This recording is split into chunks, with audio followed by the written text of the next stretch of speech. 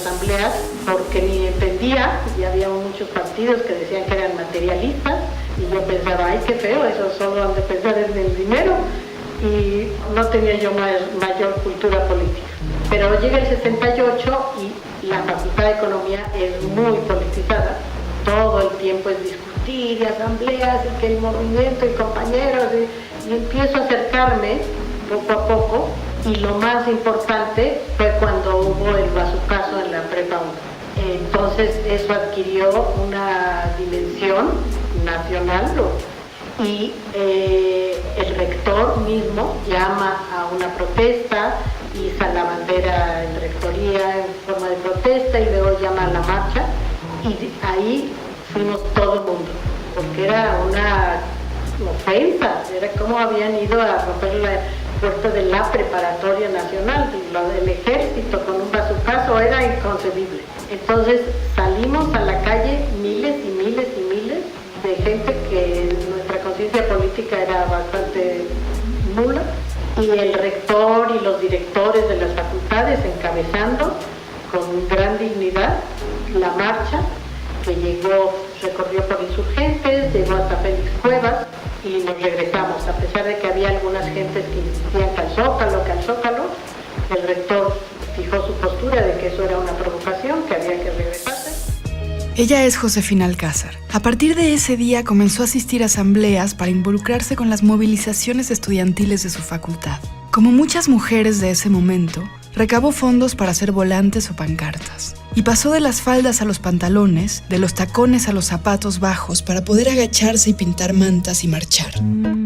Este mes en la revista de la Universidad de México hablamos de movimientos del 68. Esta es la segunda parte de un programa doble en el que presentamos fragmentos de las muchas entrevistas que realizó Emanuela Borsachielo.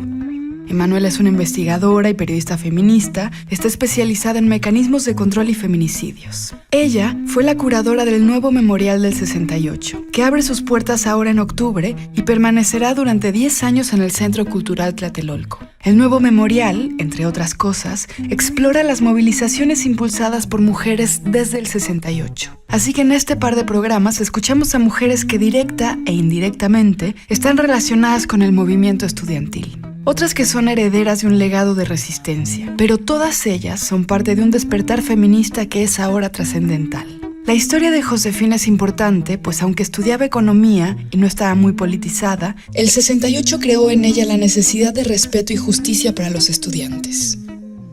Bueno, en esa época la facultad todavía no se estaba pensando mucho en transformación del mundo, porque la universidad pues estaba inmersa en el contexto nacional, que era un contexto pues de autoritarismo, y no estabas pensando en transformaciones. Pero fuera ya de clases empezaban a circular libros que no leías tú en tu currículum, no estaba, sino que empezaban a debate desde Franz Fanon, Sartre.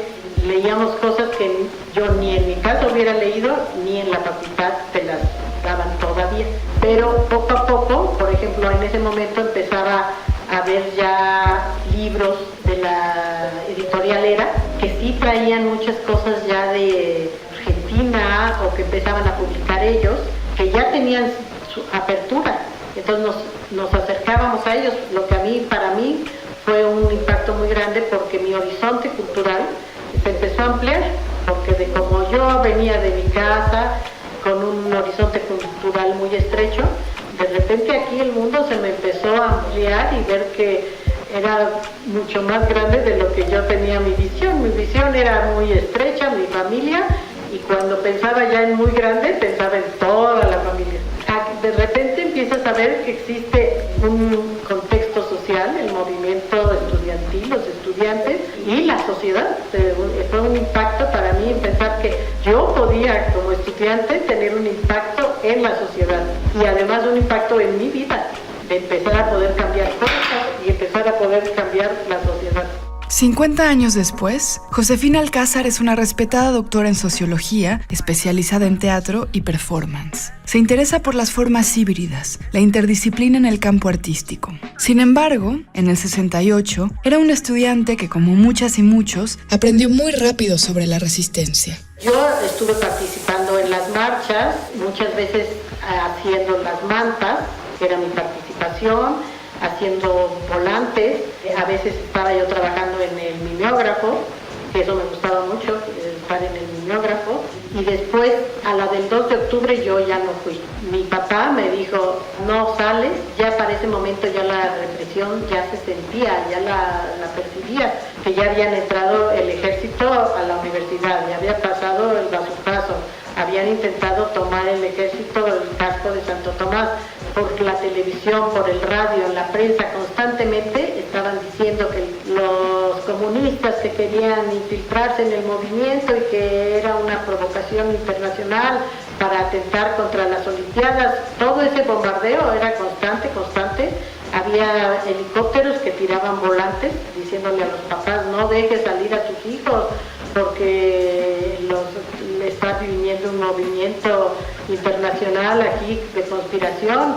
Entonces ya había una sensación de que la cosa estaba cada vez más difícil. Y el 2 de octubre a mí mi papá me dijo, no sales de aquí. Y yo pataleé y dije que sí tenía derecho, y no sé qué. Mi papá, tendrás todo el derecho que quieras, pero yo sí te tengo que amarrar, te amarro.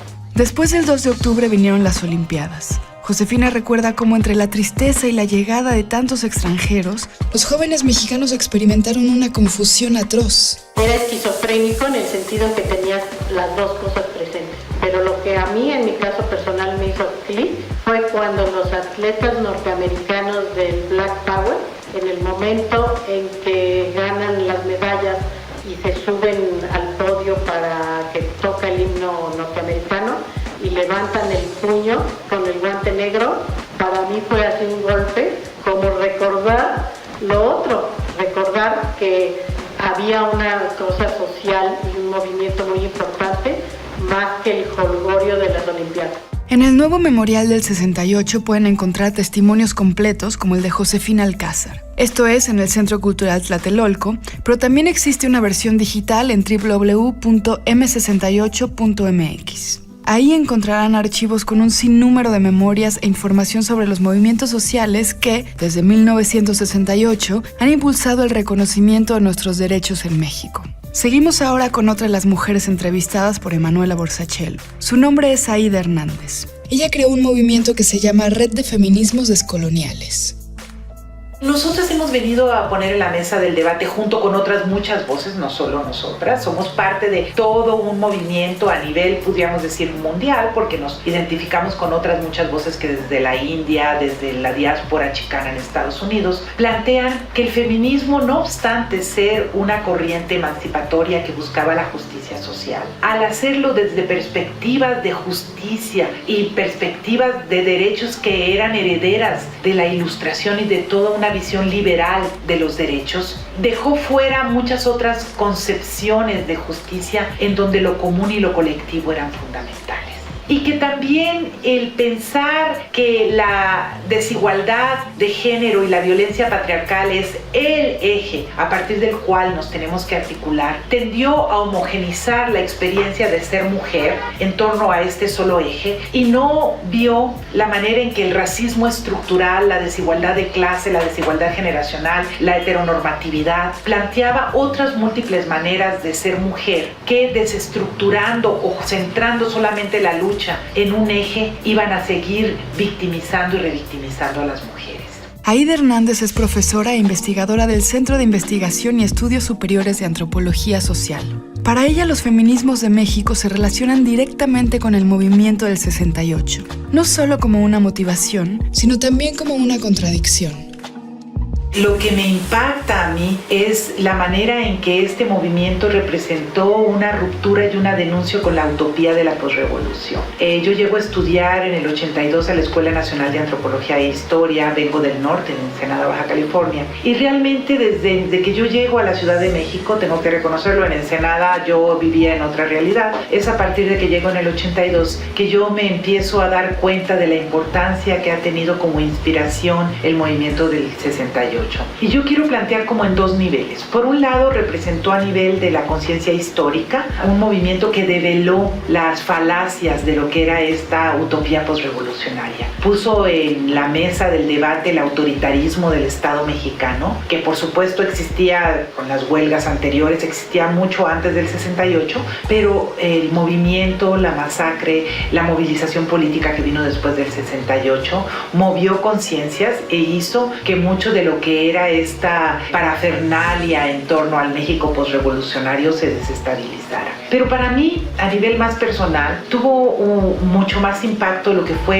han sido los 50 años de lucha de los compañeros en contra de la impunidad. Yo creo que la lucha que ellos han dado por que se reconozca que hubo un genocidio, por juzgar a Luis Echeverría Álvarez, pues es una lucha que nos marcó a todos y que en este momento concreto de tanta violencia en México está siendo fundamental, porque la lucha contra la impunidad es fundamental para que no se repita lo que se continúa repitiendo en estos momentos con la violencia de Estado en todo el país.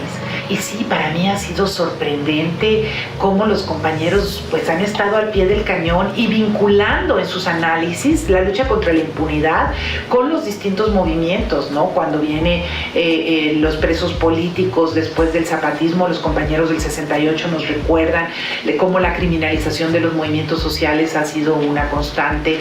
En Ayotzinapa, que irónicamente coincide con la muerte de Raúl Álvarez Garín, a quien tuve el privilegio de conocer porque es tío paterno de mi hijo y quien ha sido una inspiración para mí y para mi hijo, que también ahora es un joven activista de 19 años, pues ver esta constancia que ha tenido esta generación, porque algunas gentes he escuchado estas críticas de que bueno, es que se quedaron atorados con el 68, siguen viviendo la lucha contra la impunidad 50 años, porque muchos de ellos, Raúl, entre ellos, Félix Gamundi, han hecho por la lucha contra la impunidad del 68 un proyecto de vida. Pero lo que no ven muchos de los que cuestionan cómo se centraron en esta lucha es cómo ellos han sido capaces de articular qué tiene que ver el permitir que una masacre como la del 68 quede en un marco de complicidades con las complicidades contemporáneas en torno a Ayotzinapa, en torno a los 35,000 desaparecidos, ¿no?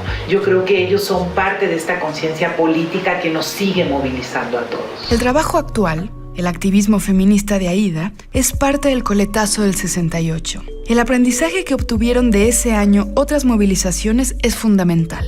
Fundamental para replicar prácticas, pero también para no repetir algunas y buscar otras formas de lucha.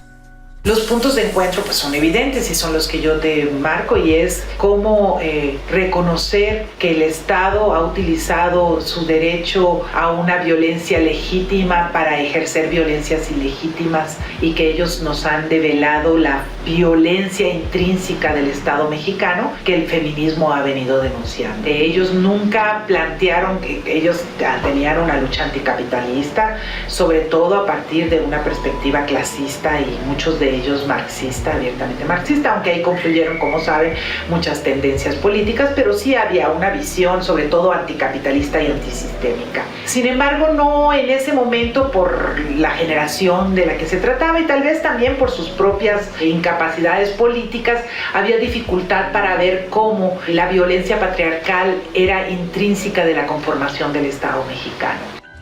Llegamos al fin del programa. No dejen de visitar el nuevo memorial del 68 en el Centro Cultural Tlatelolco, para conocer de qué maneras, incluso insospechadas, el 68 sigue aquí. Para leer más sobre movimientos del 68, les recomendamos el artículo El 68 y mi cultura política, de Marta Lamas, y el fragmento de novela Amuleto, de Roberto Bolaño. Ambos textos se encuentran en el número de este mes de la Revista de la Universidad de México. Consúltenla en el sitio web www.revistadelauniversidad.mx y en Twitter y Facebook escríbanos a @revista_UNAM. Escríbanos sobre este programa a @shubidubi. Gracias a Yael Baiz, a Miguel Alvarado y a Andrea González. Y especialmente gracias a Emanuela Borciachelo y al Centro Cultural Tlatelolco. Yo soy Elvis Lisiaga. Hasta pronto. En el papel, en la pantalla, en las ondas y en la web. La Revista de la Universidad abre el diálogo. Radio UNAM. Experiencia sonora.